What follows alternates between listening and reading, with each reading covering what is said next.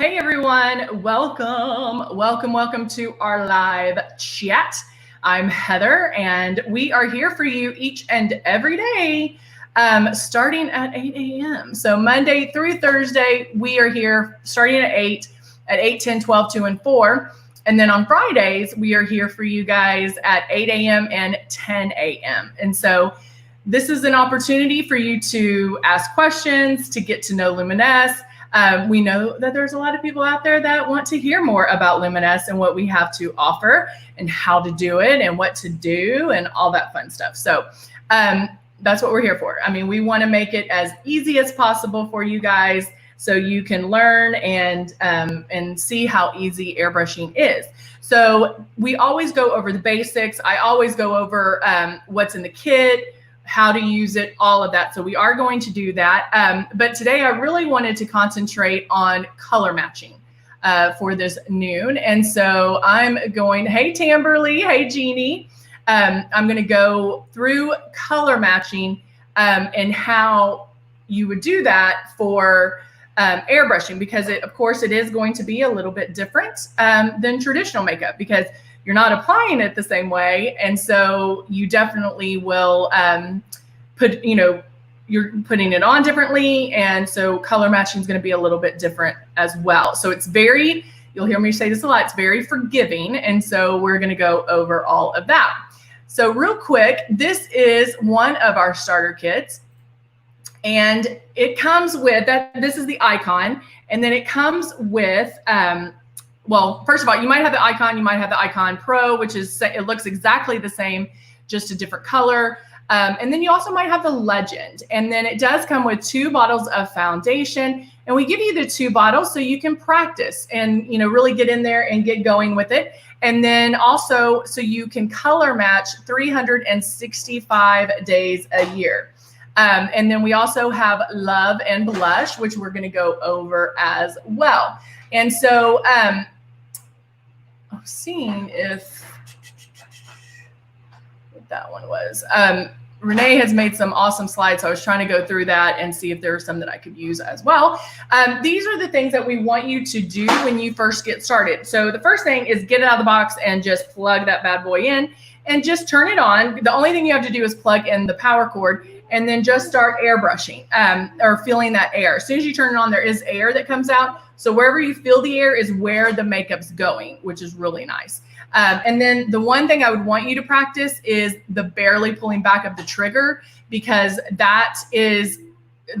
you're in control over how much makeup's being let out. And when you're airbrushing, you don't want a lot of makeup to be let out at all. And so that's super, super important. And so just go along with the 4 things here that barely pull back. You could also spray on a piece of paper or construction paper or something like that, paper towel, and see how you are airbrushing. That is a great opportunity for you to see the contrast of the color and of the airbrush color plus the white of the paper towel. And so you really will get to take a look and see visually how you're doing. Let's see. Let me go through this real quick and see if we have any that I want to pull up. These are the different foundations that we have. I mainly use the Silk 4-in-1 foundation. We also have the Ultra, the Matte, and the Mystic. So Mystic is going to be a higher pigmented foundation. It is going to give you a little more coverage. Matte will also give you coverage, but it's going to keep you matte. So you're not going to be shiny. You're not going to have that shine at all. You'll stay matte. And then the Ultra is great for combination skin.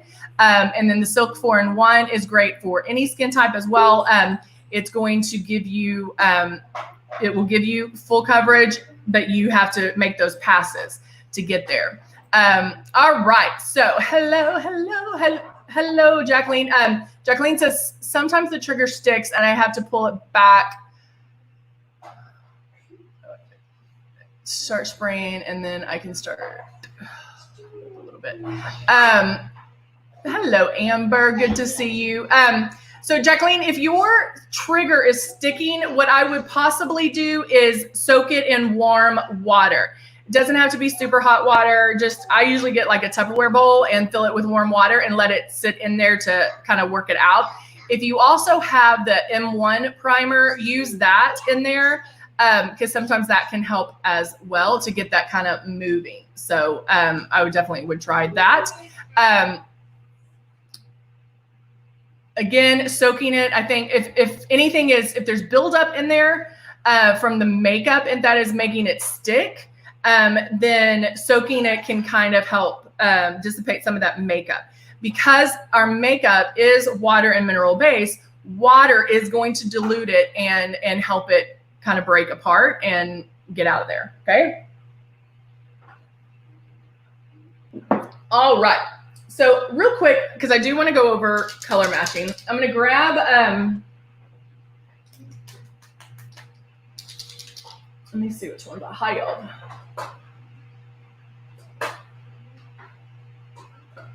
I'll use these two. When you are getting your colors and you're going to color match, I kind of go back and forth on how to color match because of the fact that airbrush makeup is very forgiving. And so I'm using a matte 5 and then a silk 3. I already know I'm a silk 3, but I want to show you, if you're first getting this, how to color match. If you end up taking this, taking a drop and putting it on your finger like that, you can see, and doing this with one shade, and then I'm going to take matte 5. I'm shaking it up quite a bit because I haven't used this one in a while. Put a drop on my finger here and put that on my cheek there. Whichever one is the closest. Can you see the difference? I know you can see this one. Whichever one is the closest, that's the one you're going to go for. It might not look like a perfect color match here, but when you're airbrushing, it will, because this is color matching how we would do traditional makeup, because I'm putting a drop on my finger and you're seeing that opaqueness right away. So if you're doing it this way, you're just going to go for the one that's the closest to your skin. Make sense? So now when I go in, and I'll just wipe that off.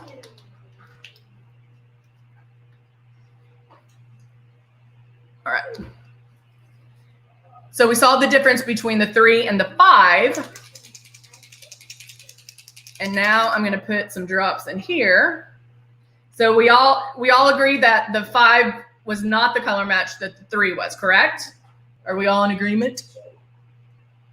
Let me move this over so I can see some of the messages. I know there's a delay, so I'm trying to. So I'm hoping you could see the difference. Tamberly, yeah, tap it out, tap it out. So we're all in agreement that the 3 was closer to my skin color than the 5 was, because the 5, I could tell you could really see it, right? So now I'm going to start. Go under my eyes. I'm just starting straight to the airbrushing.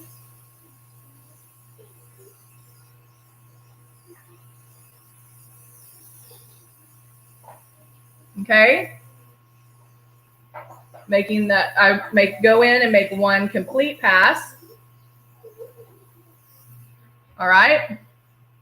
Okay, Tamberly said she could see it. So that one pass that you make is not going to give you the coverage or get you to that 100% look that you want. The passes are going to give you the coverage. Now, I'll go back. I know I need my coverage under my eyes. Oop, let me add a little bit more.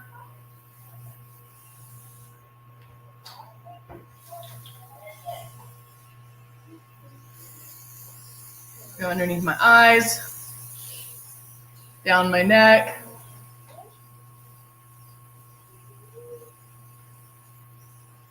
How's it looking, guys?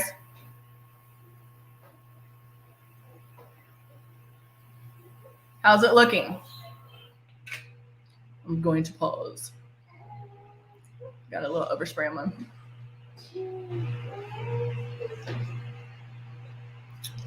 I'm pausing.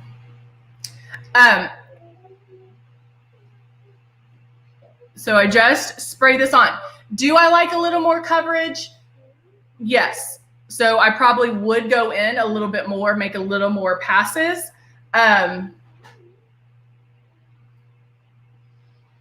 But I wanted to show you something first. I'm watching to make sure I'm getting some response. So when I first started, we all agreed that the 3 was the best. And that's what, when people say, oh, I need help color matching, and you hear me say that airbrushing is very forgiving. It's very forgiving. Tamberly said, looking good. I just airbrushed with a 5. I just airbrushed with the wrong color. If you don't believe me, I have it right here.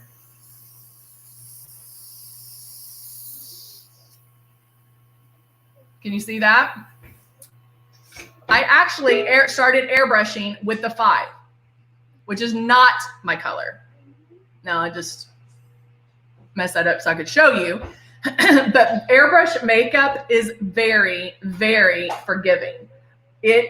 I mean, if you've ever seen me, I've actually started with a shade 9. I'm not wiping really hard on this. I'm just kind of smoothing it out, tapping it out. So the 3 disappears. Yes. So the 3, when you're color matching airbrush, you have 2 colors, whichever one is going to be the closest. It does not need to be a perfect match. Whichever one is the closest to your skin type or to your skin color is the one you're going to use. The 3, I don't think you could even see on the camera because it did blend in so well. Now I'm taking the 3, the real 3, but I wanted to, whoa, oh my gosh, it just slipped out of my hand and I just had it everywhere now. I like to do that to y'all because of the fact that, because of the fact that, oh, look, I did get on my face too. When people say, oh, I don't have my right shade, it actually, you can get away with a lot, right? You can get away with a whole bunch. Now this is the 3. So when I say that airbrushing is super forgiving, it really is. You can get away with a whole bunch.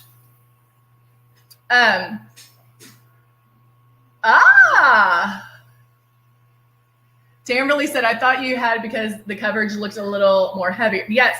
Well, and that was also matte. It was matte, which is a heavier coverage. All right. So I'm going to go in here and then you'll be able to tell that this is definitely, and maybe I'll need to get closer, better coverage for, the better tone. And this is going to be a little bit better for me, but I can get away with the 5. Probably not like a lot of coverage if I had to make a lot of passes, but if I was just going to make a couple of passes with that 5, then I would have been okay. But if I needed more and more and more coverage, then I couldn't have probably gotten away with it. But that shows you how forgiving airbrush makeup is, right? Because you can get away with a lot. All right.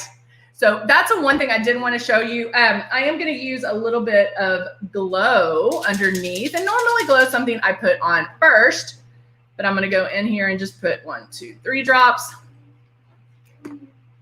And I'm going to do a little bit of highlighting underneath. I start my movement. I can feel it. Now I'm moving down. Start my movement, feel it, moving down. You're never going to stay in one spot too long. There'll be overlap, but you won't go to the same spot. So I'm going to do a little more highlighting with just glow. There we go. And then what do I want to use now?